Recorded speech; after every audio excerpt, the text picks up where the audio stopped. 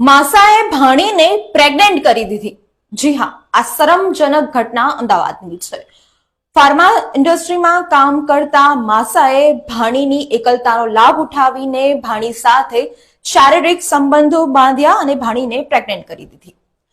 સભ્ય સમાજને લાંછન લગાવતો ચોંકાવનારો કિસ્સો સામે આવ્યો છે। આ સમગ્ર કિસ્સામાં સગા માસાએ તેની ભાણીને પ્રેગ્નેન્ટ કરી દીધી છે।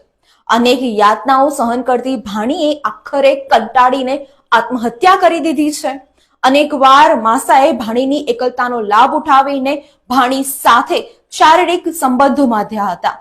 અનેકવાર ઓફિસમાં બોલાવીને તેની સાથે તેની મરજી વિરુદ્ધ શારીરિક સંબંધો બાંધવામાં આવ્યા હતા, જેના કારણે હવે ભાણીએ આત્મહત્યા કરી લીધી છે। ભાણીએ આત્મહત્યા કરતા પહેલા માસા સાથે કરેલી વાતચીત સોશિયલ મીડિયા પર હવે વાયરલ થઈ રહી છે। ભાણી હાલ આ દુનિયામાં નથી।